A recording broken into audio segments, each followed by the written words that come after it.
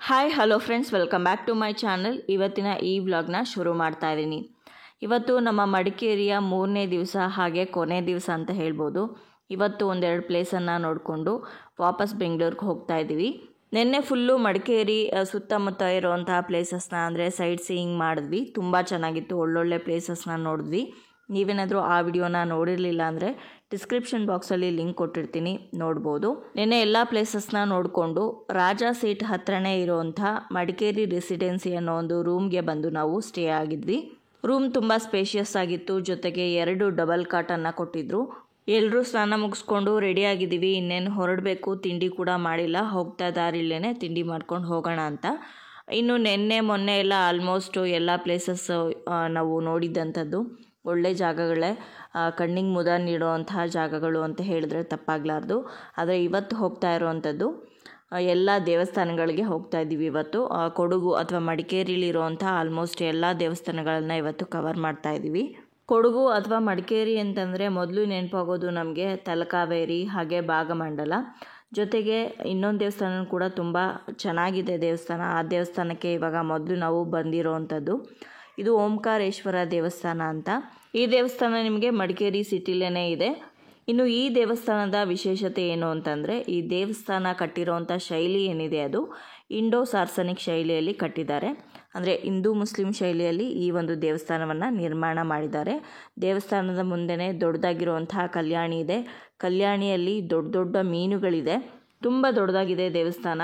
ಜೊತೆಗೆ ಈ ದೇವಸ್ಥಾನದ ಒಳಗಡೆ ವೆಸ್ಟರ್ನ್ ವೇರ್ಸ್ನೆಲ್ಲ ಅಲೋ ಮಾಡೋದಿಲ್ಲ. ಒಂದು ಸೀರೆ ಹಾಕ್ಕೊಂಡಿರಬೇಕು ಅಥವಾ ಚೂಡಿದಾರ್ ಹಾಕಿರಬೇಕು. ಗಂಡಸರು ಪಂಚೆ ಅಥವಾ ಶರ್ಟು ಪ್ಯಾಂಟ್ ಹಾಕಿರಬೇಕು. ಶಾರ್ಟ್ಸ್ ಎಲ್ಲ ಹಾಕಿರೋ ಹಂಗಿಲ್ಲ. ಜೀನ್ಸು ಹರಿದೋಗಿರೋದನ್ನೆಲ್ಲ ಹಾಕ್ಕೊಂಡು ಬರೋಂಗಿಲ್ಲ ಈ ದೇವಸ್ಥಾನಕ್ಕೆ. ದೇವಸ್ಥಾನದ ಮುಂದೆನೇ ಬ್ಯಾನರ್ ಹಾಕಿದ್ದಾರೆ, ಯಾವ್ಯಾವ ಥರದ ಡ್ರೆಸ್ನ ಅಲೋ ಮಾಡ್ತಾರೆ, ಯಾವ್ಯಾವ ಥರದ್ದು ಅಲೋ ಮಾಡೋದಿಲ್ಲ ಅಂತ. ಯಾರಿಗಾದರೂ ಹೋಗೋರಿಗೆ ಹೆಲ್ಪ್ ಆಗಲಿ ಅಂತ ವಿಡಿಯೋಲ್ಲಿ ಹೇಳ್ತಾ ಇದ್ದೀನಿ.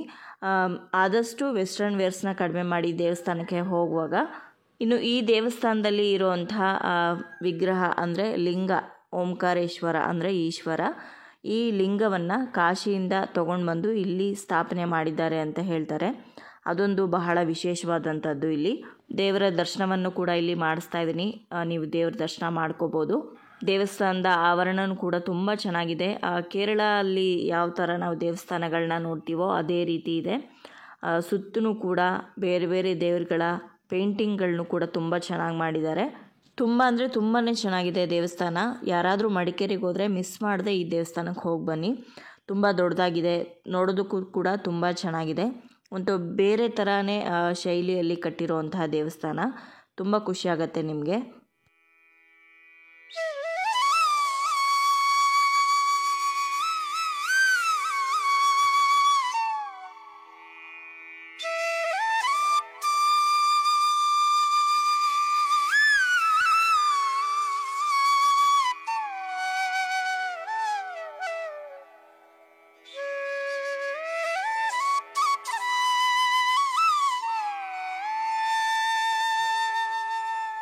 ಓಂಕಾರೇಶ್ವರ ದೇವಸ್ಥಾನದಲ್ಲಿ ದರ್ಶನ ಮಾಡಿಕೊಂಡು ಇವಾಗ ತಲಕಾವೇರಿಗೆ ಹೋಗ್ತಾ ದಾರಿಯಲ್ಲೇ ಒಂದು ಹೋಟೆಲಲ್ಲಿ ತಿಂಡಿ ತಿಂದ್ವಿ. ಇಲ್ಲಿ ಫೇಮಸ್ ಆಗಿರುವಂತಹ ಪತ್ತಾಲ್ ಅನ್ನೋ ಒಂದು ಡಿಶನ್ನು ಟ್ರೈ ಮಾಡಿದ್ವಿ.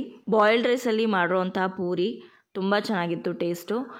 ಇನ್ನು ಎಲ್ಲಾದರೂ ಹೋದಾಗ ಅಲ್ಲಿಂದು ವಿಶೇಷತೆ ಏನಿದೆ, ಅಲ್ಲಿಂದು ಬೇರೆ ಬೇರೆ ವೆರೈಟಿ ಡಿಶಸ್ ಇರುತ್ತಲ್ಲ ಅದನ್ನು ಟ್ರೈ ಮಾಡೋದು ಅಭ್ಯಾಸ. ಅವುಗಳ ಬಗ್ಗೆ ತಿಳ್ಕೊಂಡಂಗೂ ಆಗತ್ತೆ. ಇನ್ನು ತಲಕಾವೇರಿಗೆ ಹೋಗೋವಂಥ ದಾರಿ ಅಂತೂ ತುಂಬ ಸೀನಿಕ್ ಆಗಿತ್ತು, ತುಂಬ ಚೆನ್ನಾಗಿತ್ತು. ಇವಾಗ ನಾವು ತಲಕಾವೇರಿ ರೀಚ್ ಆಗಿದ್ದೀವಿ. ತಲಕಾವೇರಿ ರೀಚ್ ಆದಾಗ ಆಲ್ಮೋಸ್ಟ್ ನಾವು ಒಂದು 9-10 ಗಂಟೆ ಆಗಿತ್ತು. ಇಷ್ಟು ಬೆಳಗ್ಗೆನೇ ಎಷ್ಟು ಜನ ಇದ್ದರು ಅಂತಂದರೆ, ನಮಗೆ 1 ಕಿಲೋಮೀಟರ್ ಆದಮೇಲೆ ಪಾರ್ಕಿಂಗಿಗೆ ಸಿಕ್ಕಿದ್ದು. 1 ಕಿಲೋಮೀಟರ್ ಹಿಂದೆನೇ ಕಾರ್ ಹಾಕ್ಬಿಟ್ಟು ಅಷ್ಟು ದೂರ ನಡ್ಕೊಂಡು ಹೋಗಿದ್ದಾಯಿತು. ನೋಡ್ತಾ ಇದ್ದೀರಲ್ವ ಎಷ್ಟು ಕಾರ್ಗಳು ಪಾರ್ಕ್ ಆಗಿದೆ ಅಂತ. ಫುಲ್ಲು ದೇವಸ್ಥಾನದ ಹತ್ರದವರೆಗೂ ಕೂಡ ಕಾರ್ಗಳನ್ನ ನಿಲ್ಲಿಸ್ಬಿಟ್ಟಿದ್ರು. ಪೊಲೀಸ್ ಅವ್ರು ಎಷ್ಟು ಹೇಳಿದ್ರು ಕೂಡ ಕಾರ್ಗಳು ತೆಗಿತಾ ಇರಲಿಲ್ಲ. ನಾವು ದೂರದಲ್ಲೇ ನಮ್ಮ ಕಾರ್ ಪಾರ್ಕ್ ಮಾಡಿಬಿಟ್ಟು ನಡ್ಕೊಂಡು ಬಂದ್ವಿ. ಇಲ್ಲಿ ಸ್ವಲ್ಪ ಅಂಗಡಿಗಳಿದೆ, ಜೊತೆಗೆ ಅದರ ಪಕ್ಕನೇ ಚಪ್ಪಲಿ ಬಿಡೋದಕ್ಕೆಲ್ಲ ಅಂಗಡಿ ಇಟ್ಟಿದ್ದಾರೆ. ಅಲ್ಲಿ ನಾವು ಬಿಟ್ಬಿಟ್ಟು ಹೋಗ್ಬೋದು. ತಲಕಾವೇರಿ ದೇವಸ್ಥಾನಕ್ಕೆ ಎಂಟ್ರಾಗೋಕ್ಕಿಂತ ಮುಂಚೆ ಸಿಗೋವಂಥ ಆರ್ಚ್ ಇದು. ತಲಕಾವೇರಿ ಅಂತಂದರೆ ಕಾವೇರಿ ನದಿ ಉಗಮ ಆಗುವಂಥ ಒಂದು ಸ್ಥಳ, birth place of river Kaveri ಅಂತ ಹೇಳ್ಬೋದು. ಈ ಕಲ್ಯಾಣಿ ಮುಂದೆ ಒಂದು ಚಿಕ್ಕದಾಗಿ ತೊಟ್ಟಿ ಥರ ಮಾಡಿದ್ದಾರೆ, ಅದರೊಳಗಡೆಯಿಂದ ಕಾವೇರಿ ಉಕ್ಕೋ ಅಂಥದ್ದು. ಆ ನೀರನ್ನೇ ತೆಗೆದು ಇವಾಗ ಸುಮಾರು ಜನಕ್ಕೆ ನೀರು ಹಾಕ್ತಾ ಇದ್ದಾರೆ, ನೋಡ್ತಾ ಇರ್ಬೋದು. ಇಲ್ಲಿ ನೀವು ಕೂಡ ಸ್ನಾನ ಮಾಡ್ಬೋದು. ಅಲ್ಲಿ ದೇವಸ್ಥಾನದ ಮುಂದೆನೇ ನಿಂತ್ಕೊಂಡ್ರೆ ಅಲ್ಲಿ ನಿಮಗೆ ಆ ನದಿ ಉಗಮ ಆಗುತ್ತಲ್ಲ, ಆ ನೀರನ್ನೇ ತೆಗೆದು ತಲೆ ಮೇಲೆ ಹಾಕ್ತಾರೆ 3 ಸಲ. ದುಡ್ಡೇನು ಕೊಡಬೇಕು ಅನ್ನೋ ಅಗತ್ಯ ಇಲ್ಲ ಅನಿಸುತ್ತೆ, ಗೊತ್ತಿಲ್ಲ ನನಗೆ ಕರೆಕ್ಟಾಗಿ, ಯಾಕಂದರೆ ನಾವು ಸ್ನಾನ ಮಾಡಲಿಲ್ಲ ಅಲ್ಲಿ, ಅದಕ್ಕೋಸ್ಕರ ನನಗೆ ಗೊತ್ತಿಲ್ಲ. ಯಾಕಂದರೆ ಸುಮಾರು ದೂರ ನಮ್ಮ ಕಾರ್ ಪಾರ್ಕಿಂಗ್ ಮಾಡಿದ್ವಿ, ಬಟ್ಟೆ ಎಲ್ಲ ಅಲ್ಲಿತ್ತು, ಹೋಗಿ ಮತ್ತೆ ತೊಗೊಂಡು ಬಂದು ಇಲ್ಲಿ ಹಾಕೊಳ್ಳೋ ವ್ಯವಸ್ಥೆ ಎಲ್ಲ ಇದೆಯೋ ಇಲ್ವೋ ಗೊತ್ತಿಲ್ಲ, ಅದಕ್ಕೋಸ್ಕರ ನಾವು ಮಾಡೋದಕ್ಕೆ ಹೋಗಲಿಲ್ಲ. ಈ ಕೊಡಗಿನಲ್ಲಿ ಉಗಮ ಆಗ್ತಾ ಇರುವಂಥ ಕಾವೇರಿ ನದಿ ಕೂಡ ಸುಮಾರು ಜನರ ಮನೆ ದೇವರು ಅಂತ ಹೇಳ್ಬೋದು. ಹಾಗಾಗಿ ಸಾಕಷ್ಟು ಜನ ಇಲ್ಲಿ ಮುಡಿ ಕೂಡ ಕೊಡ್ತಾರೆ ಅನಿಸುತ್ತೆ. ಇಲ್ಲಿ ನೋಡ್ತಾ ಇದ್ದೀರಲ್ವ, ಆ ನೀರನ್ನ ತೆಗೆದು ಹಾಕ್ತಾ ಇದ್ದಾರಲ್ಲ, ಆ ತೆಗೆಯುವಂತಹ ಜಾಗನೇ ಕಾವೇರಿ ಉಗಮ ಆಗುವಂಥ ಸ್ಥಳ. ನಾವು ಹತ್ತಿರಕ್ಕೆ ಹೋಗಿ ದರ್ಶನ ಮಾಡಿಕೊಂಡು ಹಾಗೆ ಕಾವೇರಿ ನದಿ ತೀರ್ಥವನ್ನು ಕುಡಿದು ಬರ್ತೀವಿ.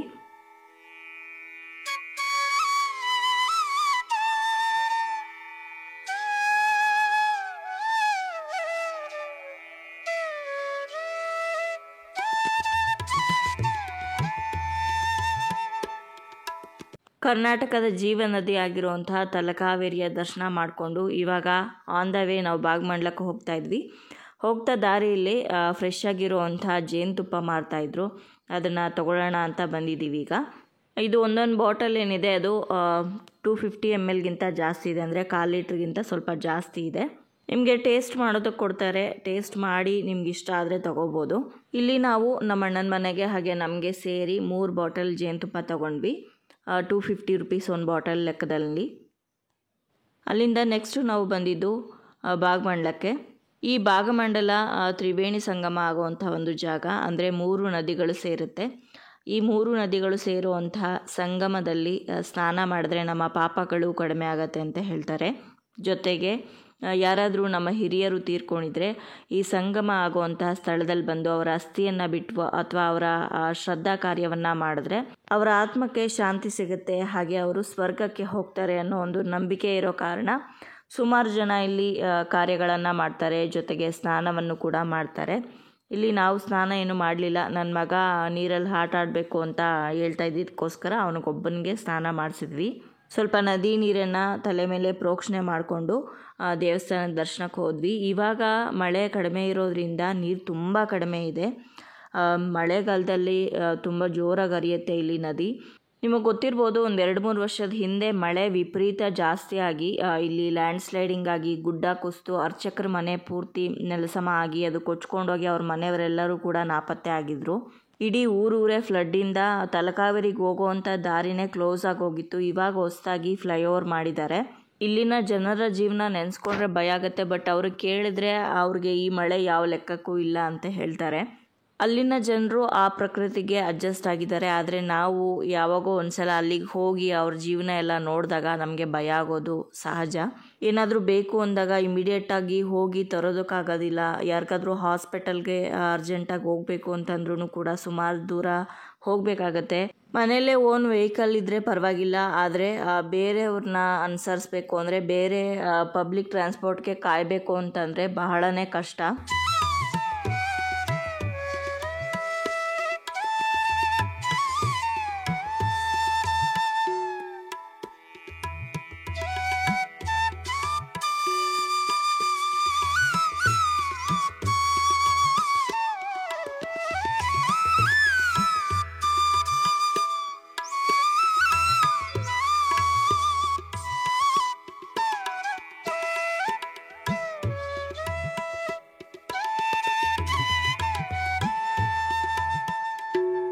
ಇಲ್ಲಿ ಫ್ಲಡ್ಡೆಲ್ಲ ಆಗಿತ್ತಲ್ಲ, ಅದಾದಮೇಲೆ ಹೊಸದಾಗಿ ಈ ನದಿ ಹತ್ರ ಹೋಗಿ ಸ್ನಾನ ಮಾಡೋದಕ್ಕೆಲ್ಲ ಹೊಸದಾಗಿ ಕಾರಿಡಾರ್ ಮಾಡಿದ್ದಾರೆ ಅನಿಸುತ್ತೆ.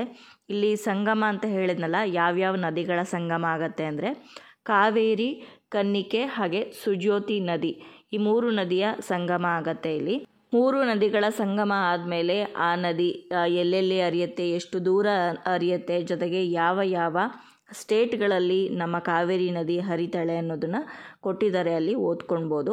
ಇನ್ನು ಭಾಗಮಂಡಲದಲ್ಲಿ ಇರುವಂತಹ ದೇವಸ್ಥಾನ ಬಗಂಡೇಶ್ವರ ದೇವಸ್ಥಾನ. ಈಶ್ವರ ಅಥವಾ ಶಿವನ ಒಂದು ದೇವಾಲಯ. ಈ ದೇವಸ್ಥಾನವನ್ನು ಕೂಡ ಕೇರಳ ಸ್ಟೈಲಲ್ಲಿ ಕಟ್ಟಿದ್ದಾರೆ. ಯಾಕಂದರೆ ಇಲ್ಲಿಂದ ಕೇರಳ ಬಾರ್ಡ್ರ್ ತುಂಬಾ ಹತ್ತಿರ. ಜೊತೆಗೆ ಇಲ್ಲೆಲ್ಲ ಮಳೆ ಸ್ವಲ್ಪ ಜಾಸ್ತಿನೇ ಇರೋದ್ರಿಂದ ಎಲ್ಲ ದೇವಸ್ಥಾನ ಆಗಿರ್ಬೋದು ಅಥವಾ ಮನೆಗಳಾಗಿರ್ಬೋದು, ಎಲ್ಲ ಮನೆಗಳ ಮೇಲೆ ಅಥವಾ ದೇವಸ್ಥಾನಗಳ ಮೇಲೆ ಹೆಂಚನ್ನು ಹೊದಿಸಿರ್ತಾರೆ. ಬೀಳೋ ನೀರು ಯಾವುದು ಕೂಡ ಮಹಡಿ ಮೇಲೆ ನಿಂತ್ಕೊಳ್ಬಾರ್ದು, ಸರಾಗವಾಗಿ ಹರಿದೋಗ್ಬೇಕು ಅನ್ನೋ ಕಾರಣಕ್ಕೋಸ್ಕರ. ಮಧ್ಯಾಹ್ನ ಮಹಾಮಂಗಳಾರತಿ ಸಮಯಕ್ಕೆ ನಾವು ಹೋಗಿದ್ವಿ. ದರ್ಶನ ತುಂಬ ಚೆನ್ನಾಗಾಯಿತು. ಹಾಗೆ ಇಲ್ಲಿ ಅನ್ನ ಸಂತರ್ಪಣೆ ಕೂಡ ಇರುತ್ತೆ ಮಧ್ಯಾಹ್ನ 1 ಗಂಟೆಯಿಂದ 3 ಗಂಟೆವರೆಗೂ. ಯಾರಾದರೂ ಆ ಸಮಯದಲ್ಲಿ ಹೋಗಿದ್ರೆ ನೀವು ಪ್ರಸಾದ ಕೂಡ ಸೇವನೆ ಮಾಡ್ಬೋದು. ಇನ್ನು ನಾವು ಲೇಟಾಗಿ ತಿಂಡಿ ತಿಂದಿದ್ದರಿಂದ ಹೊಟ್ಟೆ ಹಶ್ವಾಗಿರಲಿಲ್ಲ. ಹಾಗಾಗಿ ನಾವು ಅನ್ನ ಪ್ರಸಾದ ಏನು ತಿನ್ನಲಿಲ್ಲ. ಈಗ ವಾಪಸ್ ಮಡಿಕೇರಿಗೆ ಹೋಗಿ ಅಲ್ಲಿಂದ ಬೆಂಗಳೂರಿಗೆ ಹೋಗಬೇಕು. ಹೋಗ್ತಾ ದಾರಿಲಿ ಒಂದು ಅಂಗಡಿ ಹತ್ರ ನಿಲ್ಲಿಸಿ ಕಾಫಿ ಕುಡಿಯೋಣ ಅಂತ ಬಂದ್ವಿ. ಇಲ್ಲೂ ಕೂಡ ಸಾಕಷ್ಟು ವೈನ್ ಅಂದರೆ ಹೋಮ್ ಮೇಡ್ ವೈನ್ಸ್ಗಳನ್ನ ಮಾರ್ತಾಯಿದ್ರು. ಜೊತೆಗೆ home made chocolates, beauty products, ಗುಲ್ಕನ್ನು, ಹನಿ ಎಲ್ಲ ಕೂಡ ಸಿಗುತ್ತೆ. ಬೇಕಿದ್ರೆ ನೀವು ಪರ್ಚೇಸ್ ಮಾಡ್ಬೋದು. ಈ ಅಂಗಡಿ ಮುಂದೆ ಸೀನ್ರಿ ಮಾತ್ರ ತುಂಬ ಚೆನ್ನಾಗಿದೆ. ಕೂತ್ಕೊಂಡು ಕಾಫಿ ಕುಡಿಯೋದಕ್ಕೆಲ್ಲ ಸೂಪರಾಗಿರುವಂಥ ಒಂದು place. Srivas home made wines ಅನ್ನೋ ಒಂದು ಶಾಪ್ ಇದು. ನಿಮಗೆ ಭಾಗಮಂಡಲಕ್ಕೆ ಹೋಗುವಾಗ ಬಲಗಡೆಗೆ ಸಿಗುತ್ತೆ. ಭಾಗಮಂಡಲದಿಂದ ಮಡಿಕೇರಿಗೆ ಹೋಗ್ತಾ ಎಡಗಡೆಗೆ ಈ ಅಂಗಡಿ ಇದೆ. ಯಾರಿಗಾದ್ರೂ ಬೇಕಿದ್ದರೆ ಏನಾದರೂ ಪರ್ಚೇಸ್ ಮಾಡ್ತೀರಾ ಅನ್ನೋಗಿದ್ರೆ ಹೋಗಿ ನೀವು ಪರ್ಚೇಸ್ ಮಾಡ್ಬೋದು. ಎಲ್ಲ ಸ್ಪೈಸಸ್ ಕೂಡ ಸಿಗುತ್ತೆ. ಚಕ್ಕೆ, ಲವಂಗ, ಏಲಕ್ಕಿ, ಮರಾಠಿ ಮೊಗ್ಗು ಮತ್ತು ಮೆಣಸು, ಜೀರಿಗೆ ಎಲ್ಲವೂ ಕೂಡ ಸಿಗುತ್ತೆ. ಇಲ್ಲೂ ನಾವು ಕೆಲವೊಂದು ಐಟಮ್ಸ್ನ ಪರ್ಚೇಸ್ ಮಾಡಿದ್ವಿ. ಮಳೆ ಬರೋಂಗಾಗಿತ್ತು. ವೆದರ್ ತುಂಬ ಚೆನ್ನಾಗಿತ್ತು. ಈ ಅಂಗಡಿ ಮುಂದೆಯಿಂದ ನೋಡೋದಕ್ಕೆ ವ್ಯೂ ಅಂತೂ ಸೂಪರಾಗಿ ಕಾಣಿಸ್ತಾ ಇತ್ತು. ಇಲ್ಲಿ ನಾವು ಬಿಸಿ ಬಿಸಿ ಫಿಲ್ಟರ್ ಕಾಫಿ ಕುಡಿದು ಮತ್ತೆ ನಮ್ಮ ಜರ್ನಿಯನ್ನು ಕಂಟಿನ್ಯೂ ಮಾಡ್ತಾ ಇದ್ದೀವಿ.